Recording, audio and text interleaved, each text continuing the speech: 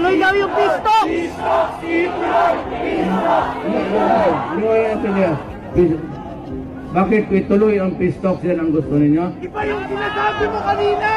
Eh siyempre, inambas ninyo ako, anong gusto mo? Oh, paano kayo magpistok nung napatay ako? Sira ulo mo. Ituloy-tuloy tapos patayin ninyo ako. Sinong kausap ninyo? Sinong kausap ng pisto? Yung kaluluwa ako? Maghintay kayo. Hindi lang ano yan, automatic. Bakit? Papayag agad ang militar. Hindi militar ang bossing mo! Hoy, hindi ako may-ari ng gobyerno. Hindi ako may-ari ng gobyerno. Hindi ako basta-basta na pag na-presidente ako. Sa sunod at ang gusto ninyo. Kailangan ka nga ng tahimik.